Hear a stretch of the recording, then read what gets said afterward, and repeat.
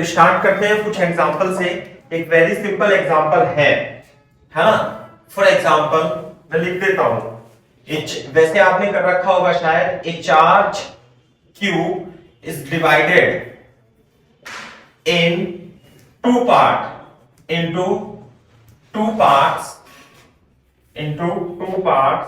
such that they experience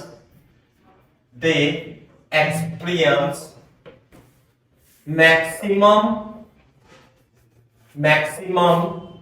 electrostatic force, maximum electrostatic repulsion when placed at certain distance,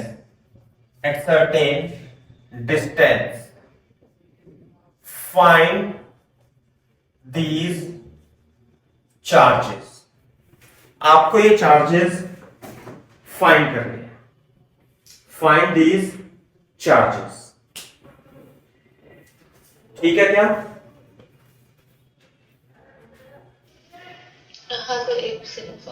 देखो नहीं, अपन ये solve कर देते हैं। देखो जैसे कि मान लिया हमारे पास चार्ज Q है, तो हम इसे दो पार्ट में डिवाइड करते हैं। तो मान लिया एक तो पार्ट x रह गया और दूसरा पार्ट Q माइनस x रह गया। अब हम इन्हें दो चार्जेस को यानी कि x को और Q माइनस x को किसी सर्टेन डिस्टेंस का मतलब है डिस्टेंस फिक्स है, r के बीच रख देते हैं। तो इनके बीच फोर्स ऑफ रिपल्शन होगा क्योंकि ये सेम टाइप के चार्जेस हैं। तो उस फोर्स ऑफ रिपल्शन का जो मैग्नीट्यूड होगा, मैग्नीट्यूड कितना होगा भाई? K Q1 Q2 upon R square.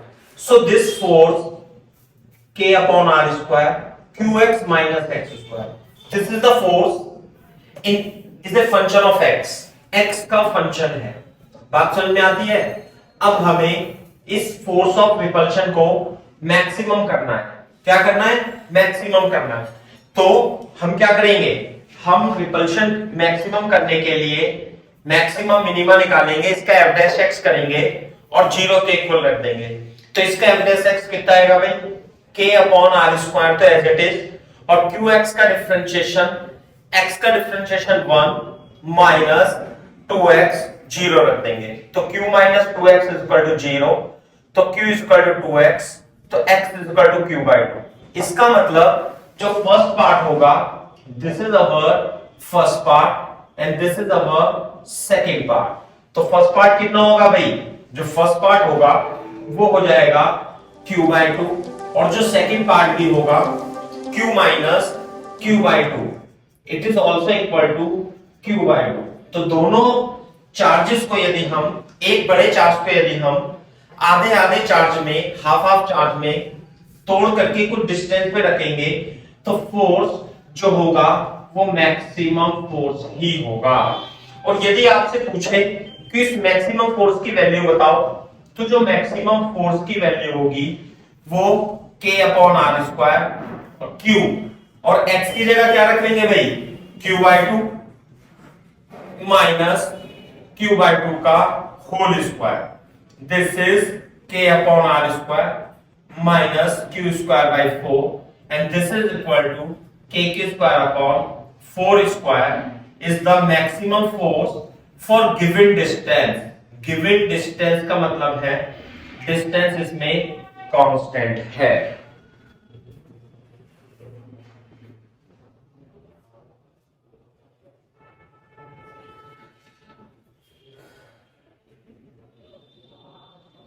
पता क्या सोचने आपने बेटा?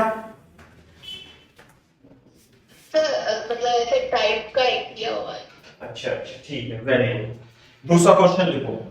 फॉर एग्जांपल मान लेते हैं, मैं क्वेश्चन लिख देता हूं, टू पार्टिकल हैविंग मास, थोड़ा तेजी से लिखेंगे हम, having mass m and charge q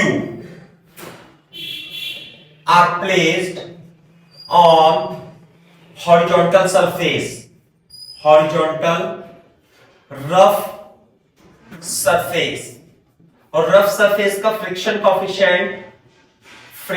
coefficient दिया है म्यू, है ना।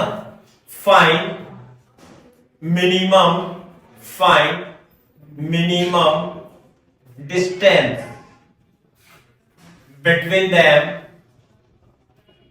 so that they remains stationary,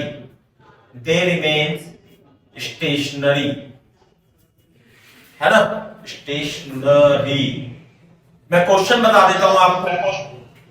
देखो, ये हमारे पास मास m और मास m के ब्लॉक है, और दोनों पे चार्ज q है, बात समझ में आ रही है, और फ्रिक्शन कोएफिशिएंट म्यू है, और इसके भी बीच में म्यू है।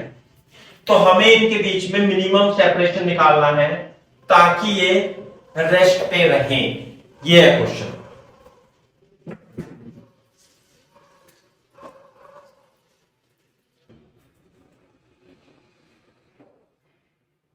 हाँ सर, कॉपी कर। ठीक है, बोर्ड पे देखो होगा कैसे। ये चार्ज क्यू क्यू है, तो ये एक दूसरे को रिपल्सिव करेंगे। इसमें इलेक्ट्रिक फोर्स लगेगा, ऐसे करके इलेक्ट्रिक फोर्स लगेगा। तो जब इलेक्ट्रिक फोर्स लगेगा तो ये भागेंगे एक दूसरे पे। तो बोर्ड पे देखो, किसी भी, अगर जो मैं इसे कंसीडर करूं तो इस वाले मास पर कितने फोर्स लगेंगे? एक तो लगेगा mg, एक लगेगा नॉर्मल, एक लगेगा इलेक्ट्रिक फोर्स यानी इलेक्ट्रोस्टैटिक फोर्स, और फ्रिक्शन फोर्स इसे बैलेंस करना चाहिए। यानी फ्रिक्शन जो होना चाहिए वो Fe के बराबर होना चाहिए। बात समझ में आ रही है? तो जो फ्रिक्शन फोर्स है वो Fe के इक्वल होना चाहिए, यानी friction force should equal to Fe। बात समझ में आ रही है नहीं? तो जो फ्रिक्शन फोर्स है, maximum friction force, static friction force self adjustable होता है, और उसकी वैल्यू 0 से म्यू इंटू एन की इक्वल हो सकती है। तो मैक्सिमम फ्रिक्शन फोर्स जो होगा वो म्यू इंटू एन होगा, और जो इलेक्ट्रिक फोर्स होगा K Q Q upon R square. और यहां से देखो, यदि मैं वाई डायरेक्शन में कंसीडर करूं तो वाई डायरेक्शन में कोई एक्सेलरेशन नहीं है, तो ऊपर का फोर्स नॉर्मल रिएक्शन बराबर mg होगी। तो यहां पर हम mg लिख देंगे K Q square upon R square. Clear है क्या बात? तो जो आर स्क्वायर की वैल्यू होगी वो K Q square upon mu mg, और जो r होगा रूट ओवर के की value 1/4 pi epsilon naught Q square upon mu mg के इक्वल हो जाएगी। तो this is the R minimum. Maximum तो कितनी भी हो सकती है स्टेबल के लिए। अगर जो आप इससे कम रखोगे तो इलेक्ट्रिक फोर्स तो बढ़ जाएगा, लेकिन मैक्सिमम फ्रिक्शन फोर्स इतना ही होगा म्यू mg के इक्वल। तो मैक्सिमम तो डिस्टेंस कितनी भी हो सकती है इक्विलिब्रियम के लिए, लेकिन मिनिमम डिस्टेंस इतनी ही होगी, है ना। इलेक्ट्रोस्टैटिक्स मैं बताता हूं, जैसे अपन जो मैकेनिक्स पढ़ाते हैं ना, तो मैकेनिक्स पढ़ लिया आपने, अब कुछ नया टॉपिक नहीं आने वाला है। इलेक्ट्रिसिटी में तो कुछ आ सकता है, कैप्चर में थोड़ा बहुत आ सकता है, सब मैकेनिक्स के ही कॉन्सेप्ट रिपीट होंगे, फॉर्मूलों की शक्ल बदल जाएगी, कॉन्सेप्ट वही रहेगा। जैसे कि फॉर एग्जांपल देखो, मान लिया हमारे पास एक बॉल है, दो बॉल है ऐसे करके, और हमने इसका मास mm दे दिया, तो ये तो ऐसे रखी रहेंगी, और लेंथ कितनी है l। बात समझ में आ रही है? यदि मैं इसे चार्ज और दे दूं, अपनी तरफ से चार्ज और दे दूं, तो क्या होगा? रिपल्सिव होंगी ये इस तरीके से रिपल करके ऐसे चली जाएंगी, यूं यहां से यूं चली जाएगी, और ये वाली बॉल यहां से ऐसे चली जाएगी, ऐसे करके, है ना, यूं करके चली जाएगी, और दोनों क्या आ जाएंगी? इक्विलिब्रियम में आ जाएंगी, यहां से हटके इक्विलिब्रियम में आ जाएंगी ऐसे करके। तो आपको ये बताना है कि इन इक्विलिब्रियम चार्ज कितना दिया है, क्यू, मास कितना है m, इन इक्विलिब्रियम मैं बना देता हूं, in equilibrium find angle, length इसकी l मान लेते हैं, find angle theta made by string with vertical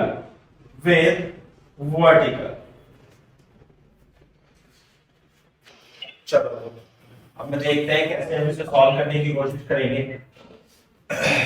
ये बोर्ड पे देखो अभी इसमें, तो मान लेते हैं इसका मास m है, तो इस पे जो इक्विलिब्रियम में फोर्स लगेगा, एक तो mg इधर लगेगा, एक mg इधर लगेगा, और दोनों पे क्योंकि चार्ज है q, इस पे भी चार्ज है q, एक रिपल्सिव फोर्स लगेगा F, एक रिपल्सिव फोर्स लगेगा F। क्लियर है क्या बात? साथ में लगेगा टेंशन T और टेंशन T, क्योंकि दोनों के मास वगैरह वगैरह सेम है, तो इक्विलिब्रियम की से हम कह सकते हैं कि दोनों के टेंशन भी सेम होंगे। अब क्या करते हैं हम, ये थीटा है तो ये थीटा होगा, और ये वाला कंपोनेंट कितना होगा, ये होगा t cos थीटा, और ये वाला कंपोनेंट होगा t sin theta. This component is equal to t sin theta. मान लेते हैं इक्विलिब्रियम में इनके बीच की डिस्टेंस x है ना? तो बोर्ड पे देखो, तो एक तो सबसे पहले हम Fe लिखेंगे।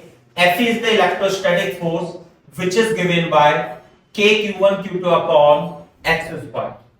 दूसरा तो ये हो गया एक तो, और इसके इक्विलिब्रियम के लिए x और y डायरेक्शन में हम फोर्स को बैलेंस कर देंगे। In x direction t sin theta is equal to F, इतने हो गया, और इन y डायरेक्शन ये होगा t cos theta is equal to what, mg। तो इक्वेशन नंबर 1, इक्वेशन नंबर 2, 1 और 2 को डिवाइड कर देंगे, t sin theta upon t cos theta Fe upon mg, है ना? ये तो tan थीटा बन जाएगा, और Fe जो होगा वो कितना होगा, k q square upon x square into mg। तो जो थीटा होगा it is nothing but tan inverse k q square upon x square mg। ऐसे आ जाएगा। What is the x? X is the distance between two charged particles in equilibrium। x की value भी हम लिख सकते हैं वैसे तो, है ना? x की वैल्यू भी लिख सकते हैं। मैं अभी पहले यहां तक कॉपी करूं फिर बताऊं।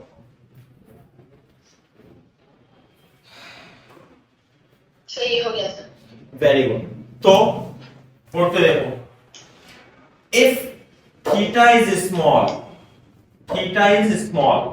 यदि थीटा स्मॉल है तो tan theta is equal to sin theta is equal to theta, ये हमें ध्यान रखना होता है ना? तो देखो ये तो कितनी डिस्टेंस है x/2, बोर्ड पे देखो, और ये है l दे रखा है, तो यानी कि tan sin थीटा कितना होगा भाई, sin थीटा हो जाएगा x/2 perpendicular upon hypotenuse, x/2 ये तो हो जाएगा x/2 और ये हो जाएगा हाइपोटेन्यूस। तो theta is equal to x/2l and it is nothing but equal to tan theta. Clear है क्या बात? तो जो इक्विलिब्रियम में डिस्टेंस आएगी tan थीटा की वैल्यू हम रख देंगे यहाँ पे, देखो कैसे रखेंगे। तो tan थीटा क्या लिखूंगा मैं, tan theta is equal to x/2l इस वाली इक्वेशन में is equal to k q square upon x square into mg, multiply कर देंगे x cube is equal to k q square into 2l upon mg, और k की value 1 upon 4 pi epsilon naught q square 2l upon mg, and this is equal to q square l upon 2 pi epsilon naught mg is equal to x cube, और equilibrium में जो distance होगी 2 pi epsilon naught mg की power 1/3। This is the distance in equilibrium between two charges। अगर जो आपको इस question में यदि आपसे इस क्वेश्चन में टेंशन इन द स्ट्रिंग पूछे, if theta is small find the tension in the equilibrium position, तो कैसे करोगे बताओ? सर Fe पता है और थीटा पता है, तो उसमें सब्स्टिट्यूट, पहले वाले में सब्स्टिट्यूट। बस sin थीटा तो हो जाएगा x/2l और Fe हो जाएगा KQ स्क्वायर अपॉन कितना हो जाएगा x KQ square upon x square. तो T equal to KQ square into 12 upon x cube, और x क्यूब की वैल्यू रख देंगे यहां से। समझ में आ गई ना हाँ बात? सर, तो हाँ सर। तो x क्यूब की वैल्यू चलो जितना भी रखोगे सर q स्क्वायर का l कैंसिल हो जाएगा। कितना आ जाएगा मतलब x क्यूब का। कितना सर 2k चलो मैं रख ही लेता हूं q square l upon 2 epsilon naught mg, है ना? तो कट गया सब, q स्क्वायर l कैंसिल हो जाएगा। है? q स्क्वायर l कैंसिल हो जाएगा। हाँ वो तो हो जाएगा, और ये तो टेंशन mg के इक्वल आ रहा है, एप्सिलॉन नॉट mg हो जाएगा। टेंशन इक्वल टू mg के इक्वल आ रहा है। हाँ ठीक है, स्मॉल होगा तो टेंशन निकाल सकते हैं, और x क्यूब के टर्म में निकालेंगे तो ऐसे निकाल देंगे, है ना? छोटा स्मॉल है तो tension is equal to sir mg कैसे सर? ये k है ना, ये सब कट जाएगा, देखो ये तो कट गया, तो ऊपर चला जाएगा ना, तो k2 into 4 2 पाई mg, है ना? और k की वैल्यू कितनी होगी 4 pi epsilon not, 4 pi epsilon naught mg। अच्छा हाँ सर कट जाएगा। हाँ तो टेंशन mg हो जाएगा। तो थीटा स्मॉल है, टेंशन थीटा स्मॉल होगा तो mg के इक्वल होगा। एक्चुअली सिचुएशन ऐसे बन रही होगी, मैं बताऊंगा आपको ऐसे। तो ये x तो बहुत छोटा है, तो टेंशन जो होगा वो लगभग mg के बराबर ही आ जाएगा, ये बोल रहा है। तो ये assumption बनाने के लिए पहले वो tan इनवर्स से एक्चुअली थीटा कैलकुलेट भी करना पड़ेगा। हाँ मतलब ताकि हम आगे कर सकें। ये या हमेशा मतलब स्मॉल ही कर सकते हैं। कैसे, दोबारा बोलो। सर क्योंकि अगर थीटा स्मॉल नहीं है तो हमें x वाली हाँ, हाँ, नहीं हाँ। कर पाएंगे ना। अगर जो थीटा स्मॉल है तो है, आपको मतलब अगर वो करना है तो आपको वो tan इनवर्स वाला यूज करके थीटा बिल्कुल की सही बात, वैल्यू निकालनी है। बिल्कुल सही बात है। थीटा स्मॉल के लिए टेंशन तो mg आ गया, ये क्वेश्चन में कभी नहीं पूछेगा। वही पूछेगा जब थीटा थोड़ा बड़ा होगा ना, तो उससे पूछेगा, तो हम साइन थीटा की, हाँ साइन थीटा और टेन थीटा को, साइन थीटा को टेन थीटा की हेल्प से कैलकुलेट करके इसके अंदर पुट करेंगे। हाँ सर ठीक है।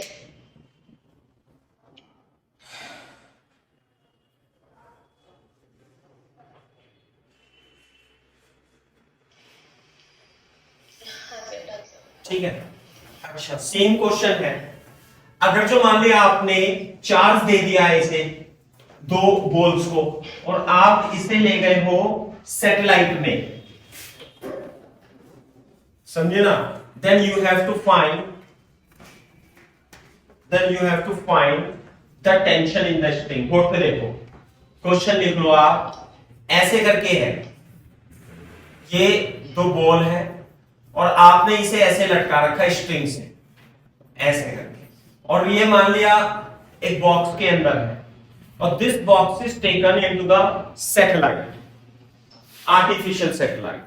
This setup is taken in artificial satellite, then find distance between balls and tension in strings, in equilibrium. Length इसकी L है, दोनों की मास M है, और चार्ज दोनों को QQ चार्ज हमने दे दिए, और इस बॉक्स को हम आर्टिफिशियल सैटेलाइट में ले जाते हैं, तो हमें इनकी डिफरेंस ये होगा कि वो mg का फोर्स नहीं आएगा। हाँ तो मतलब इक्विलिब्रियम में t cos थीटा को 0 होने की जरूरत पड़ेगी, है ना? बोर्ड पे देखो, तो चलो थीटा फिर 90 हो जाएगा। बिल्कुल सही बात, मतलब पूरा एक साइड बिल्कुल सही बात है। देखो vertical हो जाएगा। अब मैं इसे प्रैक्टिकली आपको समझा देता हूं। कोई ग्रेविटी नहीं है, मान लिया आर्टिफिशियल सैटेलाइट का मतलब है in the artificial satellite no gravity is there. तो जब ग्रेविटी नहीं है तो इसमें फोर्स कौन कौन से लगेंगे इस स्थिति में? केवल इलेक्ट्रोस्टैटिक टेंशन होगा लेकिन mg नहीं होगा, वेट नहीं होगा। हाँ Fc तो लगेगा।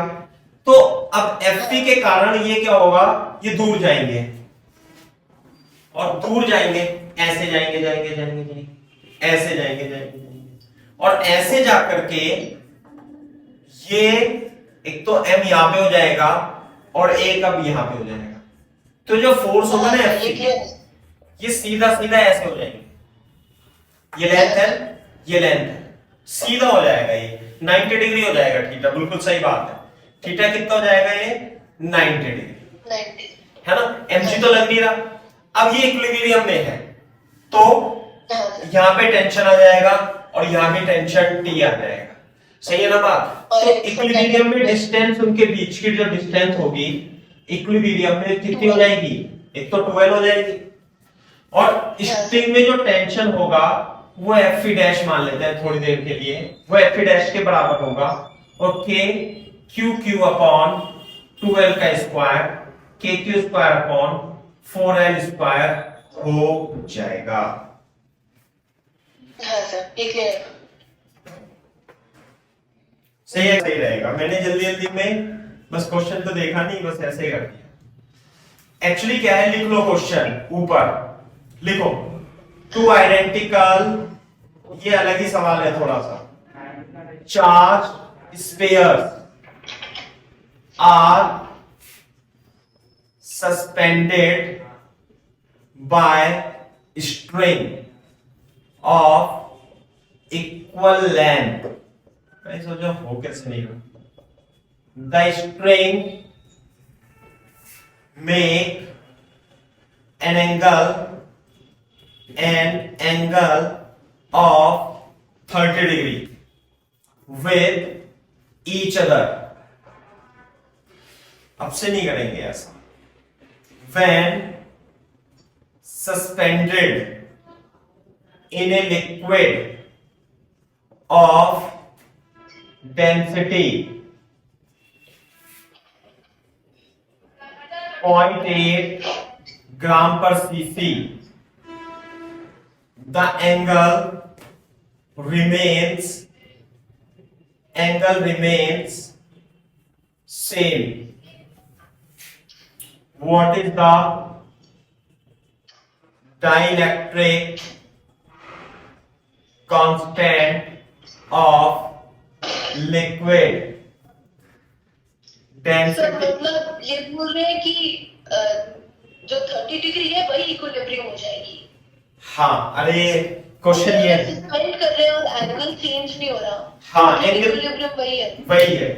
तो हमने सबसे पहले हमें क्या करना था, हमें इन दोनों बॉल्स को हवा में लटकाना था, है ना, ये ना यहां तक। पहले हम क्या करेंगे, इसे हवा में लटकाएंगे ऐसे करके। तो जब हवा में लटकाएंगे तो स्ट्रिंग एक दूसरे से 30 डिग्री एंगल बना रही है, तो ये 15 डिग्री होगा। सही है, यू करके। तो अभी इसमें एफ लगेगा, है ना। तो ये मान लेते हैं एल है। बेसिकली ये बोल रहे हैं कि ये जो अपथ्रस्ट है, जो बॉइंट फोर्स है, उसकी वजह से कोई फर्क नहीं पड़ रहा इक्विलिब्रियम पे बस। तो क्वेश्चन अपथ्रस्ट जीरो मान के नहीं चल सकते। हाँ, अब नहीं, पहले तो ये एयर में है, यहां तक का क्वेश्चन है एयर में है। हाँ सर, और वो बोल रहा है डाल के भी सेम रहना है, सेम एंगल पे तो एक्स्ट्रा पानी में डाल के सिर्फ वो अपथ्रस्ट का फोर्स एक्स्ट्रा आता है, बाकी तो सब नहीं। उसमें वो भी बदल जाएगा, एफई भी बदल जाएगा। अच्छा, हाँ सर। तो अभी मतलब हाँ ठीक है, अगर अपथ्रस्ट दिया है तो सिर्फ उसको देखना है कि हाँ, ये तो mg हो गया, ये t हो गया, ये थीटा मान लेते हैं 15 डिग्री। तो t cos theta is equal to mg और t sin theta is equal to fe हो जाएगा, है ना। तो sin theta upon t cos theta is equal to fe upon mg हो जाएगा। तो इससे क्या आएगा भाई, tan theta is equal to fe upon mg आ जाएगा। इक्वेशन नंबर 1 बना लेते हैं इसे। ये है एयर में कंडीशन। बात समझ में आई नहीं? ये tan theta is equal to fe upon mg हमें लाना था सबसे पहले एयर में। अब क्या करना था, अब हम उस सिस्टम को लिक्विड में डालेंगे। तो लिक्विड में डालेंगे तो फिर से अब मैं डाल देता हूं, चलो इसे इस तरीके से। जब आप इसे लिक्विड में डालोगे तो एंगल तो वही रहेगा आपकी बार भी 15 डिग्री 15 डिग्री। तो बदलेगा क्या, एक तो एफ डैश हो जाएगा और जो एफ डैश होगा वो तो डिस्टेंस भी इनके बीच की सेम ही रहेगी। हाँ सर, करेक्ट सर। तो एफ जो होगा एफ अपॉन ई आर हो जाएगा आपकी बार। और टेंशन तो बदलेगा आपकी बार टी डैश, बोलो। और ये लगेगा एम जी, ऊपर लगेगा एम डैश जी, समझ में आई बात। और ये थीटा ही रहेगा आपकी बात। तो इससे जो इक्वेशन बनेगी, देखो इससे इक्वेशन बनेगी, एक तो ये बनेगी कि T dash G dash plus T cos theta एक mg आ जाएगा इक्वल टू एफ डैश, और यहां पे बनेगी M dash G plus T dash cos theta equal to M G. तो जो टी डैश cos थीटा होगा वो M G minus M dash G हो जाएगा। दोनों को डिवाइड करेंगे तो tan theta equal to F dash upon M G minus M dash जी बनेगा। वो तो देखो मैंने पूरा ही सॉल्व कर दिया इसे। तो tan theta is equal to F dash कितना होगा भाई, एफ अपॉन ई आर। यहां से एम जी कॉमन ले लेंगे, 1 minus M dash G upon M G. और tan थीटा पहली वाली कंडीशन से एफ अपॉन एम जी आ रहा है, और ये F upon E R M G. और इसे क्या लिखूंगा भाई, density of liquid upon density of solid. ये तो अपने को समझ में आता है अब। हाँ सर। तो ये कैंसिल हो जाएगा, तो ये आ जाएगा E R is equal to 1 upon 0.8 upon 1.6 0.82। तो ई आर की वैल्यू आ गई 2। हाँ सर, जब सर मेहनत हो गई यार। मैंने एक्चुअली क्वेश्चन मेरी गलती है, मैंने ढंग से नहीं पढ़ा था पूरा, है ना। हाँ सर, सर डन सर, लिख लिया। चलो सही है फिर। और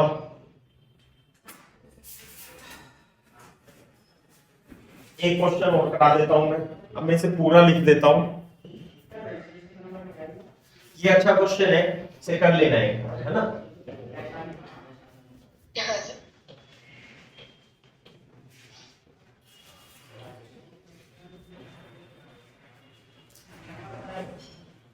अब थर्स्ट फोर्स को ऐसे ही कैलकुलेट करते हैं बेटा। मैं जब क्वेश्चन कराऊंगा ना थर्स्ट फोर्स के ओर, तो इसी टाइप से कैलकुलेशन करते हैं। क्वेश्चन लिख लो, पूरा क्वेश्चन लिख लो। Charge capital Q of mass m revolves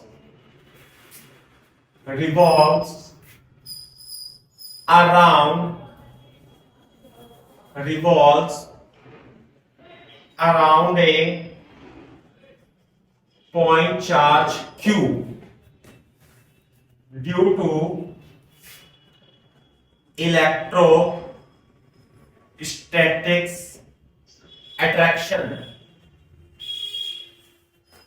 Find its time period.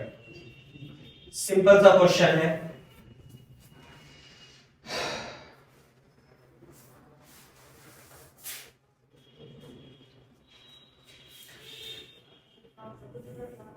ये पॉइंट चार्ज क्यू है और ये कैपिटल क्यू है, और ये इसके चारों तरफ रिवॉल्व कर रहा है, सर्कुलर मोशन कर रहा है। तो सर्कुलर मोशन करने के लिए रिक्वायर्ड सेंट्रीपिटल फोर्स इसमें इलेक्ट्रोस्टैटिक फोर्स से मिलेगा, है ना। अच्छा। Required centripetal force is obtained by electrostatic attraction. बात समझ में आई नहीं? That is F is equal to mv square upon r। तो जो F होगा वो k q upon r square mv square upon r, है ना। तो k की जगह 1 upon 4 pi epsilon naught q upon r is equal to mv square. ऐसे आ जाएगा। अच्छा, तो यूनिफॉर्म मतलब वेलोसिटी रखेंगे। यूनिफॉर्म वेलोसिटी से मतलब चल रहा है, टाइम पीरियड ऑफ रिवोल्यूशन पूछ रहा है, तो इसका मतलब t जो होगा वो 2 पाई r अपॉन v होगा। सर सही। आगे के बात समझ में। और इसकी रेडियस गिवन है क्वेश्चन में r, है ना, r गिवन है, तो इसे हम कैपिटल R मान लेते हैं ऐसे करके, सही है।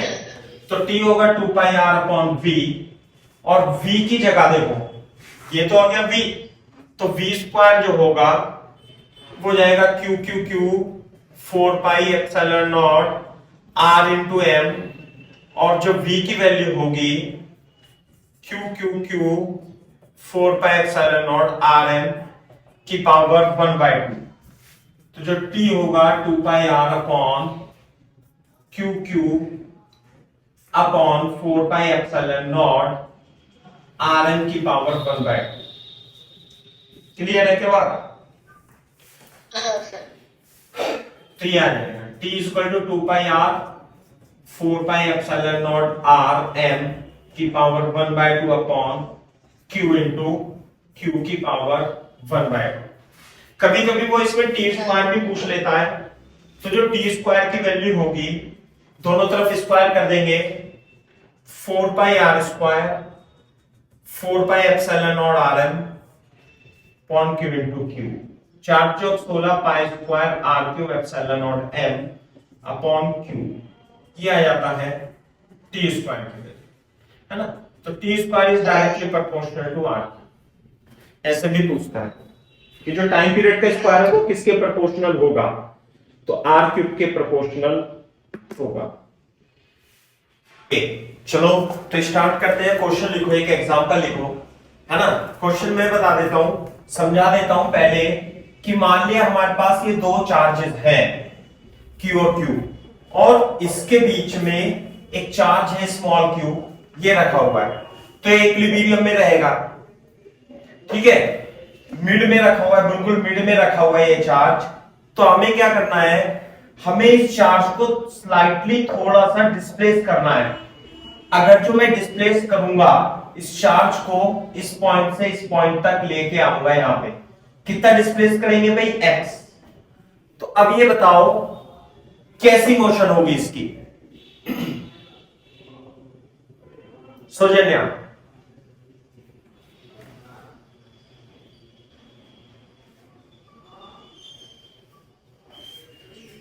सर मतलब बोर्ड पे देखो, अगर जो मान लिया ये चार्ज कैपिटल Q है और इसके मिड में मैंने एक चार्ज Q रख दिया, तो अब बताओ इस पे इसकी मोशन क्या होगी, ये रेस्ट पे रहेगा,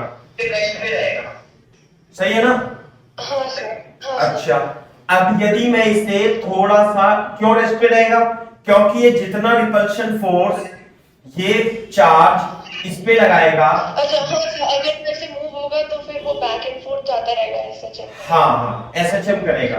तो आपको अगर जो इसे यहाँ पे ले आएंगे तो इसका फोर्स तो हो जाएगा कम और इसका फोर्स हो जाएगा ज्यादा, और ये इस तरीके से मूवमेंट करेगा, सिंपल हार्मोनिक मोशन करेगा। तो आपको उसका टाइम पीरियड निकालना है। क्लियर है क्या बात? क्वेश्चन समझ में आया? मैं चित्र बना देता हूं, ये कैपिटल Q, ये कैपिटल Q, दोनों चार्ज के बीच में डिस्टेंस है 2q और मिड में चार्ज रखा है Q, है ना। If charge Q is displaced slightly along the line joining the charges Q and Q, find the, show that, ऐसे लिखेंगे, show that the motion is simple harmonic motion and also find the time period of the oscillation. Show that Q will perform SHM and find its time period of oscillation. ये question किया हुआ है क्या आपने सौजन्य? नहीं sir. चलो तो नहीं किया हुआ है तो कॉपी करो। देता हूं, देखो सॉल्यूशन देखो इसका किस तरीके से अपन करेंगे। पहली स्थिति तो ये होगी, अगर जो मैं इस चार्ज को slightly x distance, x is very very less than as compare to 2a, यहां पे लिया था, तो ये जो चार्ज है ये वाली डिस्टेंस तो x प्लस a हो जाएगी और ये डिस्टेंस x माइनस a हो जाएगी। तो इसकी वजह से जो चार्ज लगेगा, फोर्स लगेगा वो F1, और इसकी वजह से जो रिपल्सिव फोर्स लगेगा उसे मैं F2 मान लेता हूं। तो बोर्ड पे देखो, इसमें F1 और F2 में कौन बड़ा होगा ये बता सकते हो आप? Which is greater?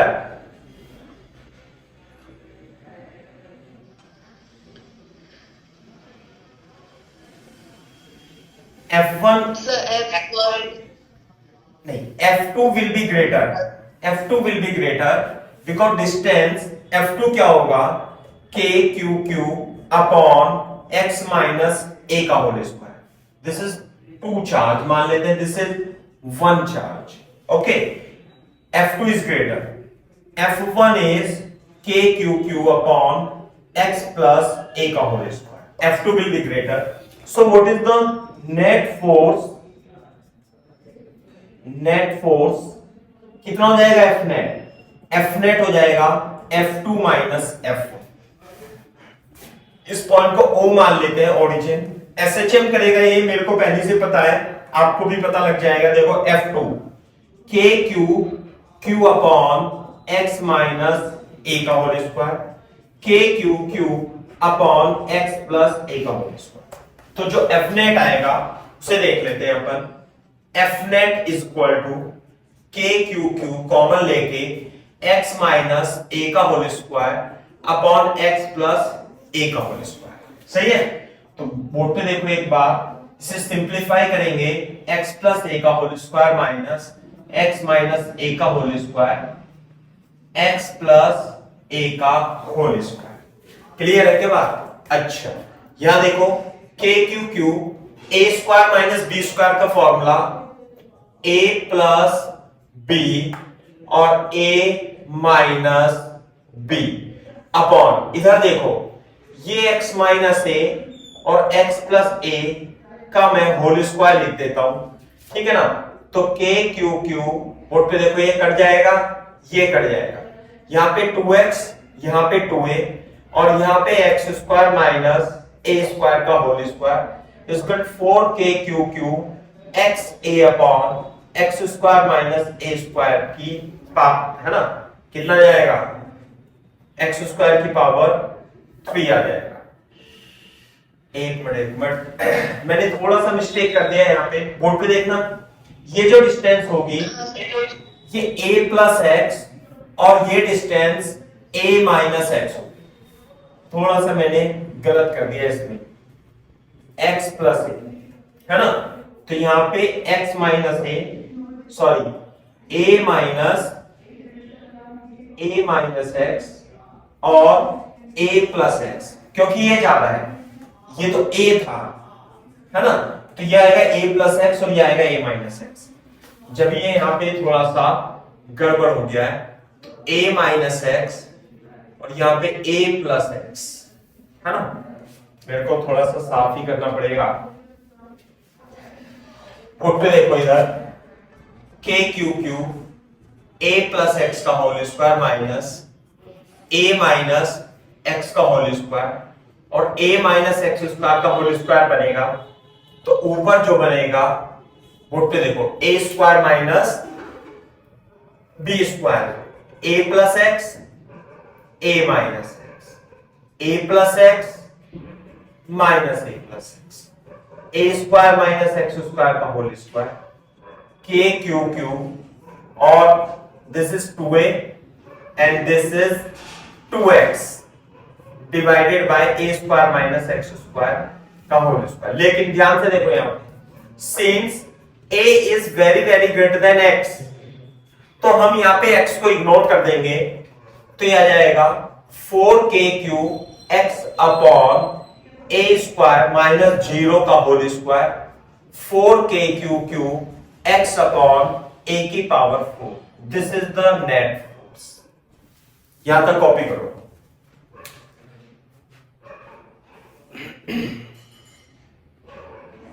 अब बोर्ड पे देखो, देखना एक बार, देखो ध्यान से देखो। यदि मैं इस पॉइंट का ओरिजिन मान लूं तो डिस्प्लेसमेंट तो इधर की ओर है, इधर की ओर, और जो इसमें नेट फोर्स लग रहा है चार्ज पे, नेट फोर्स लगेगा इधर की ओर।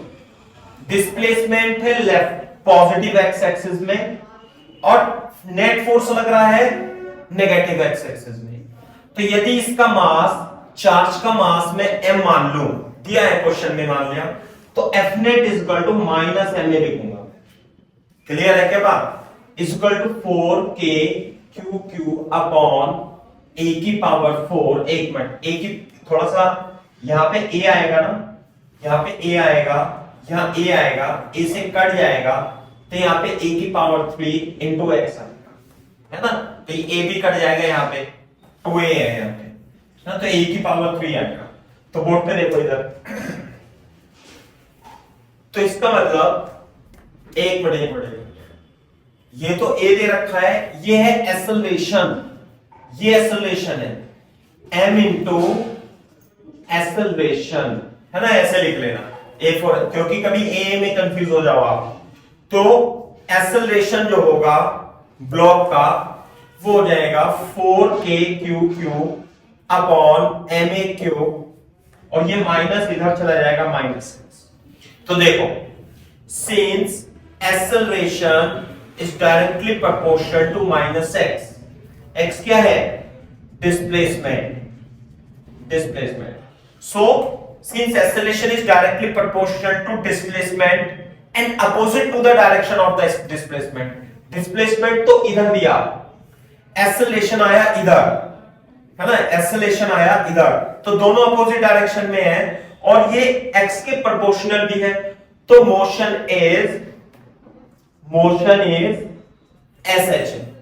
तो SHM तो मोशन है, और स्टैंडर्ड इक्वेशन SHM की क्या होती है बेटा? Acceleration is equal to omega square minus x.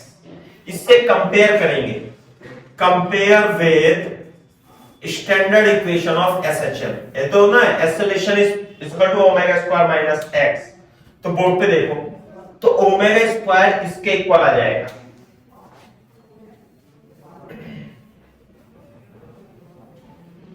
इधर देखो, omega square is equal to 4k³ upon ma³, और k को हम लिख लेंगे 1/4πε0 q³ ma³, 4 से 4 कट जाएगा, qa अपॉन πε0 ma³, है ना? और ये है ओमेगा, और इधर जाकर के रूट आ जाएगा, और ओमेगा को लिख लेंगे हम 2π/t। तो time period will be equal to 2π/πε0 ma³ upon q into a। This is the time period of oscillation.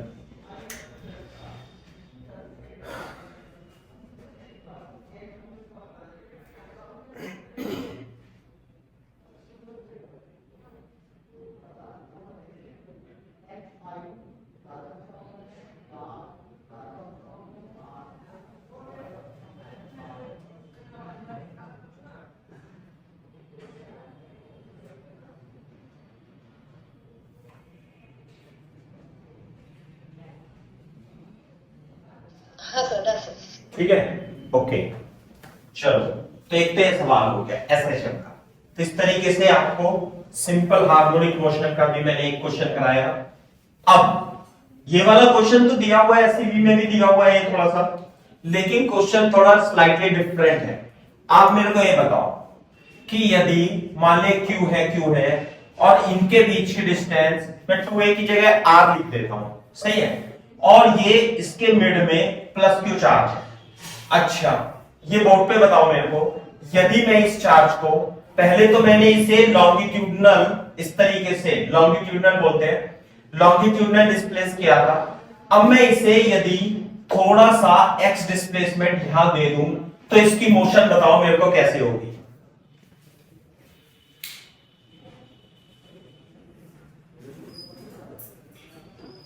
हाँ भाई, फिर एक पॉइंट तक ऊपर जाकर फिर वापस नीचे आके ऑसिलेट ही करेगा। नहीं करेगा। बोर्ड पे देखो, इसकी वजह से चाक फोर्स लगेगा इधर की ओर और इसकी वजह से फोर्स लगेगा इधर की ओर, है ना। तो मान लेते हैं थीटा है, ये थीटा है, बोर्ड पे देखो ये थीटा, ये थीटा, तो इधर की ओर f sin theta 2f sin theta हो जाएगा और जबकि इधर तो f cos थीटा ये कैंसिल हो जाएंगे और नेट फोर्स इधर आएगा। आप जरा सा भी स्लाइटली डिस्प्लेस करोगे तो इधर भाग जाएगा चार्ज और ये अनस्टेबल इक्विलिब्रियम कहलाता है। आगे बात समझने प्लस के लिए, लेकिन ध्यान से देखो मैं क्या करता हूं यहां पे Q और Q को इस तरीके से, दिस इज प्लस Q और इसके मिड में मैं माइनस Q चार्ज रखूं। यदि अगर जो माइनस Q चार्ज रखा जाता है और मैं स्लाइटली डिस्प्लेस करता हूं x से, तब जो होगा फोर्स इधर की ओर लगेंगे तो नेट फोर्स इस पे इधर की ओर लगने लगेगा, तब ये जाकर के SHM करेगा। बात समझ में आई? तो now it is placed minus Q charge in between these two charges. Clear है क्या बात? अच्छा, लिख लो question. If minus Q charge is placed in the mid as shown in figure and it is displaced perpendicular to the line joining Q and Q, find time period of oscillation। ये आपको बताना है। This the question. देखो अपन क्या करेंगे, इसे slightly displace करेंगे। यदि यहां पे पहुंच जाता है तो जब ये थोड़ा सा ऊपर बना लेते हैं ऐसे, है ना, मान लिया थोड़ा सा यहां पे आ गया, ये ऊपर जाकर के माइनस Q, तो इस प्लस Q की वजह से इस पे फोर्स लगेगा F इधर की ओर और इस प्लस Q की वजह से भी फोर्स लगेगा इस पे इधर की ओर और दोनों इक्वल फोर्स लगेंगे।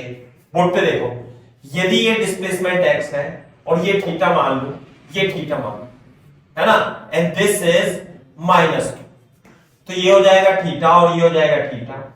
तो F का ये वाला कंपोनेंट F cos थीटा और ये वाला कंपोनेंट F cos थीटा, ये दोनों एक दूसरे को कैंसिल कर देंगे। तो जो नेट फोर्स लगेगा इधर की ओर, नेट फोर्स, है ना, तो नेट फोर्स कितना हो जाएगा भाई? Net force will be equal to F sin theta plus F sin theta and it is equal to 2F sin theta. हाँ भाई, F की वैल्यू क्या होगी? यदि ये मान लेते हैं 2r डिस्टेंस थी, है ना, आपकी बार 2r ले लिया 2a की जगह, तो ये डिस्टेंस कितनी हो जाएगी? r, और ये डिस्टेंस कितनी है? ये डिस्टेंस है x, तो ये वाली डिस्टेंस जो आएगी वो आएगी root r square plus x square. इस वाले ट्रायंगल में पाइथागोरस थ्योरम लगा देंगे, तो जो f की वैल्यू आएगी, f की वैल्यू इसके और इसके बीच में माइनस नहीं लगाएंगे, मैग्नीट्यूड लिखेंगे कितना? k q q upon distance कितनी है? r square plus x square का whole square into sin theta. sin theta की वैल्यू क्या आएगी भाई इस ट्रायंगल में? इस ट्रायंगल में देखो, ये तो x है, ये a है, ये root x square plus a square है, तो what is the sin theta? sin theta is x upon root r square plus x square. This is the f net. थोड़ा सा इसे सिंपलीफाई करेंगे, k q x upon r square plus x square and this is like this. आगे क्या बात समझ में? दूसरी बात, दिस इज एफ नेट। ध्यान से देखो, जो यहां पे देखो, मैं इसे साफ कर देता हूं यहां से। जो एफ नेट आएगा it is nothing but 2k q q x upon r square plus x square की power 3/2। x into root x को क्या लिख लेते हैं भाई? x की पावर 1/2 x की पावर 3/2, तो ये 3/2 आ जाएगा। अब since r is very very greater than x, तो x को इग्नोर कर देंगे, तो ये जो फोर्स आएगा 2k q x upon r की पावर r स्क्वायर की power 3/2, 2k q x upon r की power 3 is equal to f net आ जाएगा। कॉपी करो यहां तक।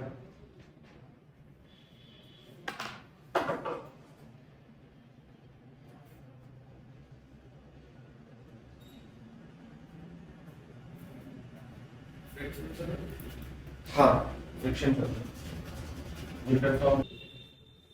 हाँ sir, done sir. Okay.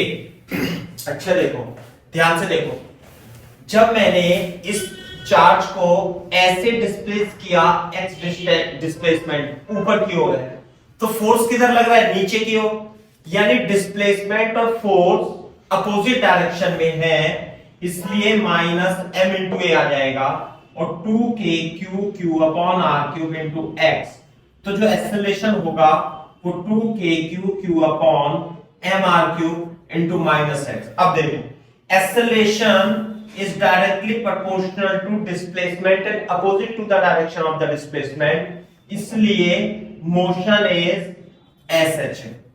motion SHM है, तो स्टैंडर्ड इक्वेशन जो होती है SHM की, स्टैंडर्ड इक्वेशन क्या होती है? Equal to omega square minus X. इससे कंपेयर करेंगे, और कंपेयर करेंगे तो बोर्ड पे देखो, ये ओमेगा स्क्वायर किसके बराबर आएगा भाई? ये आएगा 2k q upon M R cube, और k की value 1/4 pi epsilon naught q upon M R cube, तो ओमेगा जो आएगा it is equal to root q upon 2 pi M R cube, and it can be written as 2 pi by t, तो time period is nothing but 2 pi epsilon naught M R cube upon q into q। This is the time period in this case. ठीक है, जैसे कि मैं एक example और बताता हूं आपको, आप कर दोगे उसे। मान लिया ये चार्ज Q है, ये चार्ज Q है, और R डिस्टेंस पे रखे हैं, तो आप इन दोनों के बीच में फोर्स निकाल दोगे। हाँ, रिपल्सिव फोर्स होगा KQ अपॉन R स्क्वायर होगा। लेकिन अब की बार चार्ज Q तो यहां पर ही है, और एक रोड है, रॉड, और इस रोड की लेंथ 2r है, और ये चार्ज यहां से एक डिस्टेंस पे रखा हुआ है, और इस रोड पर charge capital Q uniformly distributed है। Charge capital Q is uniformly distributed, then find the repulsive force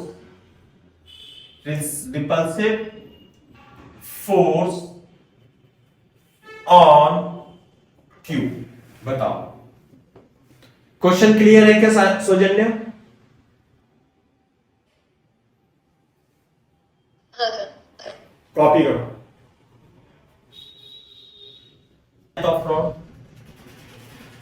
अब हम इसे सॉल्व करेंगे, इसका सॉल्यूशन देखो, बोर्ड पे देखो कैसे करें, आप बताओ।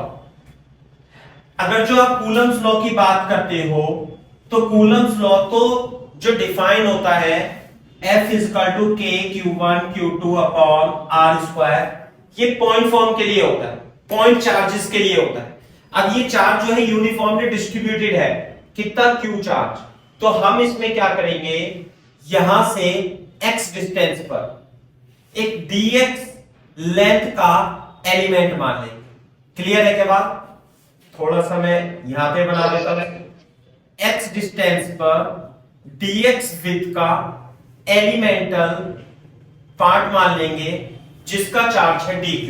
अब बोर्ड पे देखो, अगर जो आप अब इस चार्ज q को और एक एलिमेंटल चार्ज dq को देखोगे तो दोनों के बीच की डिस्टेंस कितनी हो जाएगी भाई, x प्लस a हो जाएगी। हम इस पूरी रोड और इस चार्ज के बीच में फोर्स के लिए हमारे पास कोई फॉर्मूला नहीं है, लेकिन एलिमेंटल चार्ज और एक पॉइंट चार्ज के लिए हमारे पास कूलम्स लॉ है। तो छोटे से चार्ज, एलिमेंटल चार्ज और q के लिए फोर्स जो होगा elemental force k q dq upon x plus a का होल स्क्वायर होगा। ये बात समझ में आती है सौजन्या? हाँ सर। अच्छा, अब जो ऐसे ही देखो, ऐसे बहुत सारे एलिमेंट होंगे छोटे छोटे छोटे छोटे, है ना? तो एलिमेंट जो होंगे वो कहां से स्टार्ट होंगे, x बराबर 0 से स्टार्ट होकर के ये एलिमेंट चलेंगे x इक्वल टू 2r तक, x इक्वल टू 2r, है ना? इसकी लेंथ l मान लो, कई सारी बुक में ये लेंथ l दे रखी है, मैंने 2r गलत लिख दिया, उसकी लेंथ l काट के कर दो, है ना? तो किताबों से भी मैच हो जाएगा। x इक्वल टू 0 से x इक्वल टू l तक छोटे छोटे छोटे एलिमेंट होंगे, ऐसे छोटे छोटे छोटे फोर्स होंगे। आई बात समझ में? तो जो नेट फोर्स होगा वो ऐसे ही तो होगा dF1 plus dF2 plus dF3 and so on. इसका समेशन कर देंगे। जैसे एलिमेंट है, एक एलिमेंट 1 2 3 4 बहुत सारे एलिमेंट, इसका मतलब समेशन ऑफ df। ये सिंपल आपको पता होगा, समेशन का मतलब क्या होता है, इंटीग्रेशन ऑफ df। तो पहले क्या करेंगे, हम df फाइंड करेंगे एलिमेंटल फोर्स और उसका इंटीग्रेशन कर देंगे तो f नेट आ जाएगा। समझ में आ रही है क्या बात? तो बोर्ड पे देखो इंटीग्रेशन कैसे करेंगे। तो f net is equal to integration of df, और df की value kq dq upon x plus a का whole square, x plus a का होल स्क्वायर। बोर्ड पे देखना एक बार। अब इसके अंदर वेरिएबल है दो, एक तो x वेरिएबल है और एक dq वेरिएबल है। तो अपन क्या करेंगे, dq को x की टर्म में लिखेंगे। कैसे लिखेंगे, यूनिटरी मेथड से। बोर्ड पे देखो, ये जो चार्ज है, टोटल चार्ज q है, q चार्ज l लेंथ पर डिस्ट्रीब्यूटेड है। बात समझ में आई? ये ऐसे बोलो, l लेंथ पर चार्ज कितना डिस्ट्रीब्यूटेड है, l लेंथ पर कैपिटल Q। तो 1 मीटर पर जो चार्ज डिस्ट्रीब्यूटेड होगा वो होगा Q बाई L, है ना? L लेंथ पर Q चार्ज 1 मीटर पर Q बाई L। तो बोर्ड पे देखना, ये dx मीटर है, तो dx लेंथ पर जो चार्ज डिस्ट्रीब्यूटेड होगा वो Q by L into dx होगा, और यही dq के बराबर होगा, Q by L into dx। तो dq की वैल्यू आ गई Q by L into dx। इसमें कोई प्रॉब्लम हो तो आप मेरे को बताओ।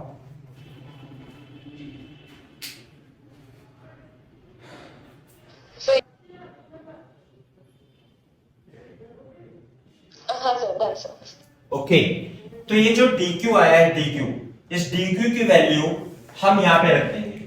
तो जो f आएगा it is equal to integration kq और x बाई a का होल स्क्वायर, है ना? और dq की जगह q by l into dx रख देंगे। अब जो कांस्टेंट है जैसे kq अपॉन l, ये तो आ जाएगा बाहर dx। अब इसका इंटीग्रेशन कर देंगे। अब इसमें एक ही वेरिएबल है, इंटीग्रेशन का रूल है कि इंटीग्रेशन तभी पॉसिबल है जब इंटीग्रेशन के अंदर एक ही वेरिएबल हो। यहाँ पे x और dq दो थे, तो dq को हमने x यानी dx की टर्म में लिख दिया। अब हमें लिमिट रखनी है और x की वैल्यू देखो कहां से कहां तक रखेंगे बेटा, सौजन्य x की value x is equal to 0 से लेके x is equal to l तक ये एलिमेंट्स हैं। यहां से x इज इक्वल टू 0 से लेके और x is equal to l तक एलिमेंट फैले हुए हैं, तो 0 से l कर देंगे।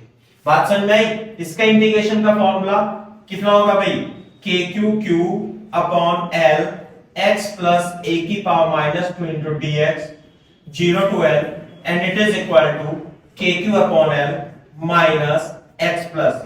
Integration from 0 to l. It is equal to kql minus, पहले क्या रखेंगे upper limit l plus a minus लगा के माइनस फिर रखेंगे हम lower limit upon a. This is kqql and it is equal to 1 upon a l plus a. Minus minus plus आ गया, ये मैंने पहले लिख दिया. क्लियर है बात?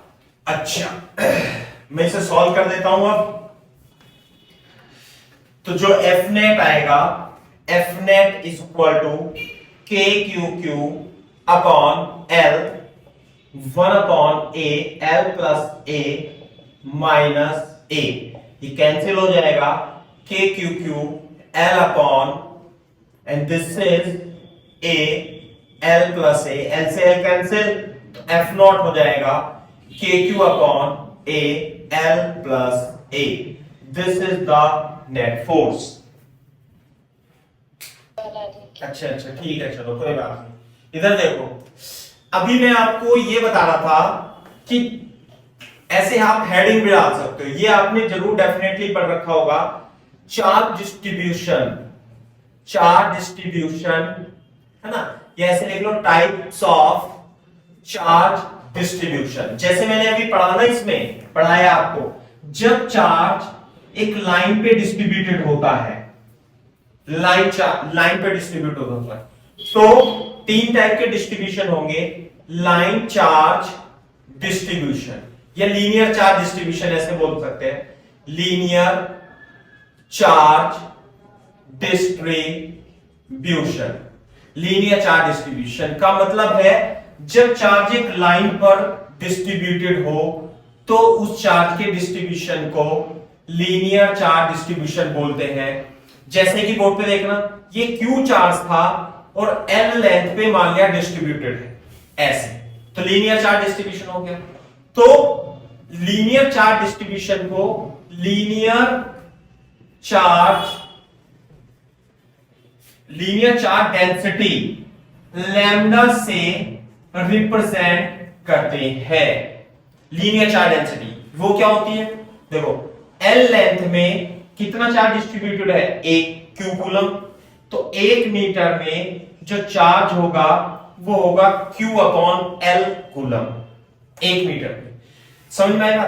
यही जो होती है, यही लीनियर चार्ज डेंसिटी होती है. इसे हम लैम्डा से रिप्रेजेंट करते हैं और ये होता है Q बाई L और इसकी यूनिट कूलम पर मीटर. तो लैम्डा की यूनिट जो होगी वो कूलम पर मीटर होगी. इसका मतलब ये होता है कि 1 मीटर में, 1 मीटर लेंथ में लैम्डा कूलम चार्ज. क्या मतलब है इसका? 1 मीटर लेंथ में लैम्डा कूलम चार्ज है. जैसे एग्जांपल, ये हमारी एक लीनियर चार्ज है, लाइन चार्ज है. कैसा है भाई? Line charge. और इसकी linear charge density, linear charge density दे रखी है. कितनी दे रखी है? मान लिया 5 कूलम पर मीटर दे रखी है. तो इसका मतलब क्या है? लैम्डा दिया हुआ है, lambda is equal to 5 coulomb पर मीटर. इसका मतलब ये होता है कि 1 मीटर लेंथ में कितना कूलम चार्ज है? 5 कूलम चार्ज है. और ये जो लीनियर चार्ज डेंसिटी है, ये यूनिफॉर्म लीनियर चार्ज डेंसिटी है. कैसे? Uniform linear charge density. कैसी डेंसिटी है भाई? Uniform linear charge density. Non uniform linear charge density भी होगी, उसे हम डिस्कस करेंगे बाद में. कॉपी कर दो इसे.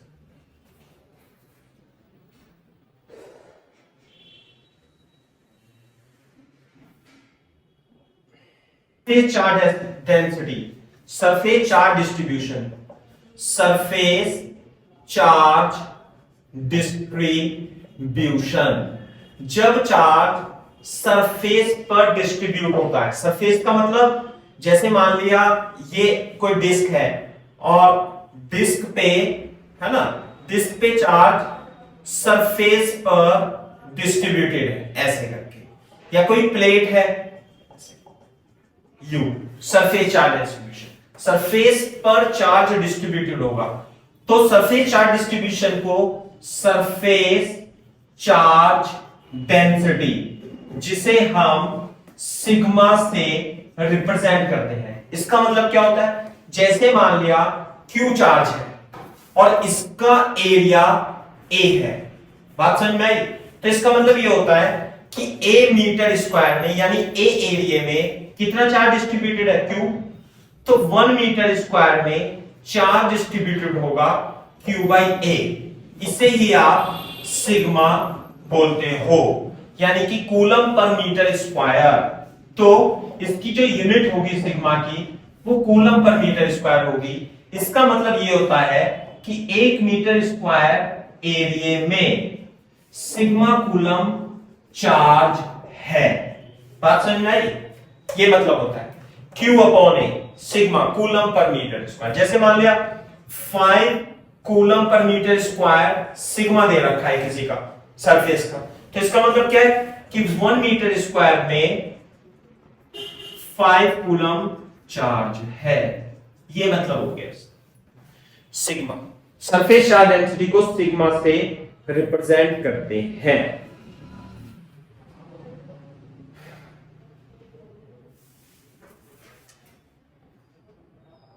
वॉल्यूम चार्ज डिस्ट्रीब्यूशन, हर टाइप का डिस्ट्रीब्यूशन होगा volume charge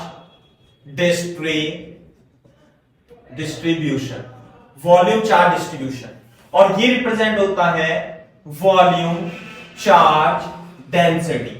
volume charge density का मतलब होता है रो।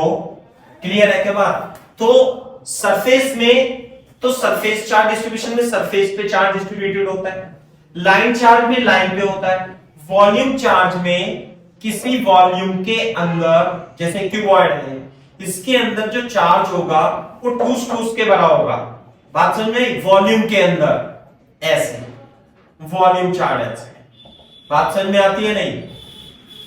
अलग अलग डिस्ट्रीब्यूशन टाइप है, आएंगे हमारे इसमें टोटल चार्ज मान लिया Q है और इसका वॉल्यूम कितना है भाई, वॉल्यूम इसका V है। तो इसका मतलब होता है, तो V वॉल्यूम में कितना चार्ज है, Q चार्ज है। V वॉल्यूम में चार्ज कितना है भाई, ये Q है। तो वॉल्यूम की यूनिट होती है 1 metre cube. 1 metre cube volume में चार्ज होगा Q बाई B, और इसे ही आप volume charge density Q by B यानी कि कूलम पर मीटर क्यूब, इसकी यूनिट होगी। यूनिट क्या होगी भाई, रो की, कूलम पर मीटर क्यूब। और इसका मतलब क्या होता है कि 1 मीटर क्यूब वॉल्यूम में कितना चार्ज है, रोहो कूलम चार्ज है। बात समझ में? एग्जांपल फिर से मैं लिख देता हूं। मान लिया 5 कूलम पर मीटर क्यूब किसी वॉल्यूम की सरफेस चार्ज डेंसिटी है, तो इसका मतलब क्या है, 1 मीटर क्यूब में कितना, 5 कूलम चार्ज है। क्लियर है क्या बात?